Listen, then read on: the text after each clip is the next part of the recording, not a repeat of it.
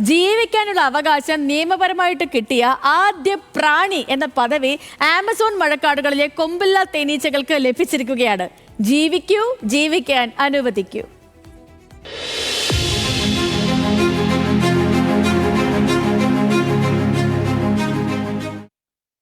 ആമസോണിലെ 80% സസ്യങ്ങളുടെയും പരാഗണം നടത്തുന്നത് ഈ കൊമ്പില്ല തേനീച്ചകളാണ്. അപ്പോൾ അങ്ങനെ പെറു സർക്കാർ ഒരു നിർണായക പ്രഖ്യാപനം നടത്തിയിരിക്കുന്നു.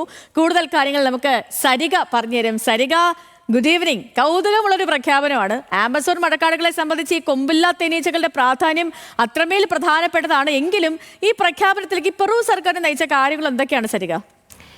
സേതു, നമുക്ക് ഈ വാർത്ത കേൾക്കുമ്പോൾ ഒരു പ്രത്യേക രസമൊക്കെ തോന്നുമെങ്കിൽ ഈ തേനീച്ചകളുടെ കാര്യം അത്ര രസത്തിലല്ല. പ്രത്യേകിച്ച് ഈ ആമസോൺ മഴക്കാടുകളിൽ ഏറ്റവും പ്രായം ചെന്ന ഒരു ഇനത്തിൽപ്പെട്ട തേനീച്ച വിഭാഗമാണ് ഈ സ്റ്റിംഗ്ലെസ് ബീസ് അഥവാ കൊമ്പില്ല തേനീച്ചകൾ എന്നറിയപ്പെടുന്നത്.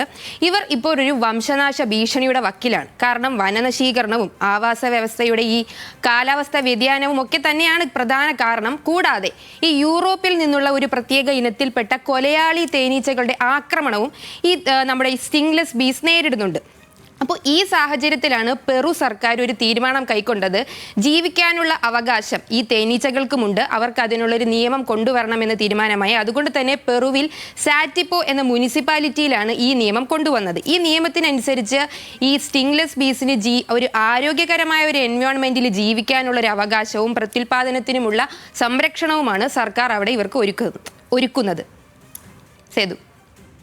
ഓക്കെ സരിക, ശരി. അപ്പം ഇതാണ് ഈ വളരെ കൗതുകമുള്ള വാർത്ത. ഇതിപ്പോൾ കേട്ടിട്ട് നമ്മുടെ ഈ അഭിലാഷുണ്ണി ചോദിക്കുന്നുണ്ടായിരുന്നു ഇതൊക്കെ തേനീച്ച അറിഞ്ഞോ എന്നുള്ളത്. അപ്പോൾ തേനീച്ച ഇക്കാര്യമൊക്കെ അറിഞ്ഞിട്ടുണ്ടാകും.